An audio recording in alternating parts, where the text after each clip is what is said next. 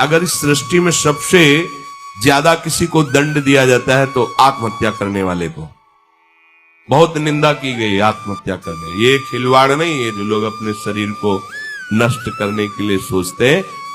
मतलब बहुत समय तक तो इनको पहले प्रेत बनना पड़ेगा जो आत्महत्या करते हैं, तड़पते रहे, जल भी नहीं मिलता पीने को, बड़ा कष्ट में जीवन, फिर अधो योनियों को प्राप्त होते, बहुत मुश्किल। पता नहीं किस कल्प में फिर करुणा निधान इसे मनुष्य शरीर दे। आत्महत्या करने वाले ध्यान से इस बातों को सुने जिनके मन में कभी आत्महत्या के विचार आते हैं। मतलब आप कल्प कल्प के लिए घोर दुख का बीज बो दिए। शरीर रोगी है या समय प्रतिकूल है या आप किसी पर विजय नहीं प्राप्त कर पा रहे, परीक्षा में पास नहीं हो पा रहे या आपके अनुकूल कोई बात नहीं बन रही, तो मरना जरूरी है क्या? मरने से समस्या का समाधान हो जाएगा क्या? हम तो कहते हैं कि अगर तुम्हारे अंदर इतनी ही बात आ गई कि मैं शरीर को नष्ट कर दूंगा, अब जीना नहीं, तो आज से भगवान के लिए जियो, तुम दूसरों की कामना पूर्ण करने वाले बन जाओगे। अपनी कामना, मरने की जरूरत है, मर जाओ इस बात से कि आज से मैं अपना जीवन प्रभु को दिया। जब मरने के लिए तैयार हो तो अब क्या इच्छा, अब जैसा चाहे प्रभु करे, तुम ऐसे महात्मा बन जाओगे। सतरत सतरत सा लोकांतरयति।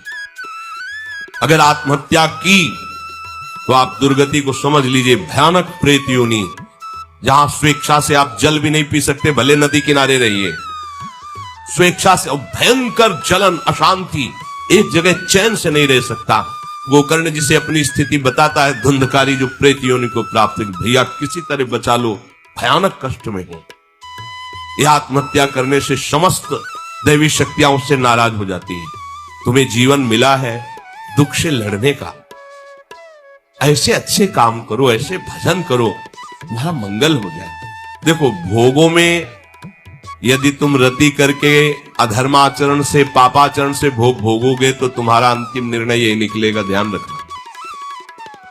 जब तुम धर्म विरुद्ध आचरण करोगे, जैसे कोई कहता है कि अभी तो छोटा बच्चा ही था, उसने कौन से पापाचरण किए, अभी तो 14-15 वर्ष का था, परीक्षा में ऐसा ऐसा। क्या भैया, एक जन्म का हिसाब नहीं चल रहा है, बहुत जन्मों का हिसाब चल रहा है।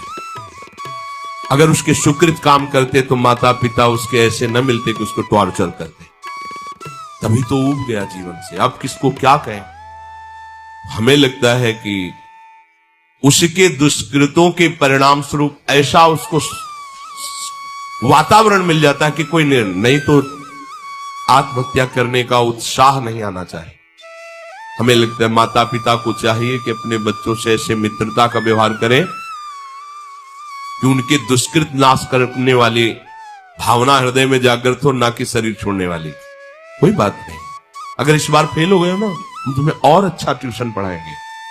पर वो संसारिक लाभ को ही लाभ जानने वाले जानते हैं, कितना पैसा लगाया बर्बाद। अब वो बेचारा छोटी सी बुद्धि का पूर्व के दुष्कृत परिणाम से प्रेरित हुआ और उसको लगता है मैं आत्महत्या, किसानी में सफलता नहीं मिल, लगता आत्महत्या कर लूं, पति अनुकूल नहीं मिला, लगता है आत्महत्या कर लूं, पत्नी अनुकूल नहीं मिली, बोले आत्महत्या। ये कोई निराकरण है तुम्हारी समस्या का?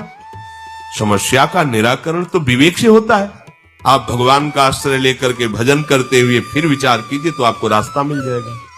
पर जो रास्ता देने वाले प्रभु है, उनसे तो आप विमुख हो चुके हैं, गंदे आचरण कर रहे हैं, मन में आध्यात्मिक शक्ति नहीं रह गई, बस वही निर्णय देने लगता है कि क्या करूं, इससे तो जीना ठीक नहीं है।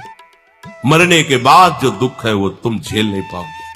आत्महा न तरेत सा आत्म, शास्त्र में कई जगह लिखा है, वो आत्महनन गति जाए, ऐसा कई जगह लिखा है। इसलिए जहां तक शब्द हमारे श्रवणेंद्रिय में पढ़ते हो तो लड़ना सीखो समस्या से हारना मत सीखो।